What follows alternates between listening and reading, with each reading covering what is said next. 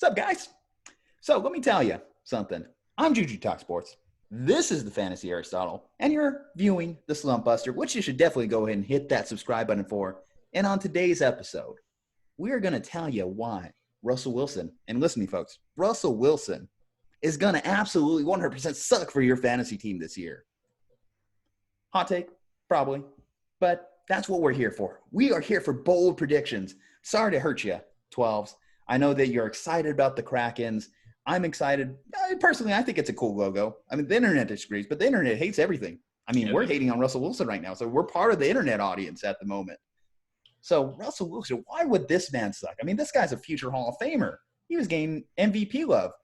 Well, fun fact, I don't love him because, I mean, clearly, the MVP voters hate him.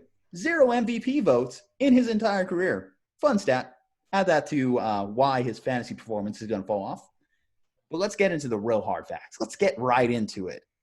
The tough thing about Russell Wilson is his value is based purely on efficiency. The volume's not there. Pete Carroll, he's old school. He wants to run the ball like 1,000 times a game if possible.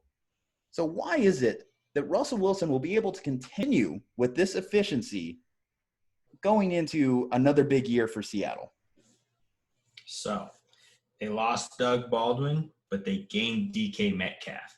This guy is just going to fill that role. You still have your deep threat in Tyler Lockett. Then you got your big-bodied receiver in DK Metcalf. They also brought in a KG veteran in Greg Olsen. Yes, I know he's old as can be, and he already has a job lined up after retirement. But he still has a little bit left in the tank. I think he has more in the tank than, say, one Jason Witten does. So he's still going to be effective. So you have a tight end that you can rely on. You still got your 18 tight ends that they have there in Wilson and their other tight end. I'm blanking on the name right now. But you still have all of the receivers there. You got DK coming into his second year. And you have one of the most efficient quarterbacks in the league outside of probably Aaron Rodgers, interception-wise.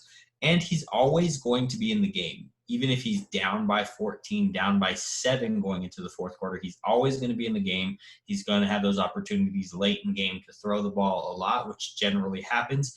And he has one of the best deep balls in the game, which is insanely accurate as well. Well, it's kind of hard to throw those deep balls whenever you have a abysmal offensive line, which has continued to be the case for Russell Wilson throughout his career, which wouldn't be the worst thing if he didn't have to face one of the toughest strength of schedules in the NFL. This man has to face the Niners twice. He actually struggled against Arizona twice. And he also has the Rams, who, they say what you want about the Rams, they still got Jalen Ramsey. They still got the best interior defensive lineman in the game. So that's problems for them. That's at least 6 games that you can say that Russell Wilson will have to, trudge through to get you to the fantasy promised land. But add into that, he gets to face both the Bills in New England. So that's 8 tough games potentially that you're going to have to deal with if you're a Russell Wilson owner this year. How is it that Russell Wilson's going to persevere through that strength of schedule? Russell Wilson has a terrible offensive line, yes, but he's had that terrible offensive line since they won the Super Bowl and they paid him and had to get rid of everybody else. Nothing has changed in his performance fantasy-wise since then. And he's one of the most elusive quarterbacks in the league. He's up there with Kyler Murray, Lamar Jackson, Pat Mahomes.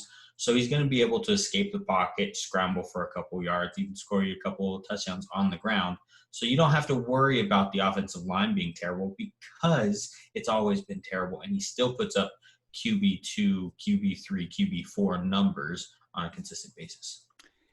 Except in weeks 12 through 16 of last year. So maybe you're still a little bit burned by the Russell Wilson love. As you know, weeks 12 through 16 are championship weeks.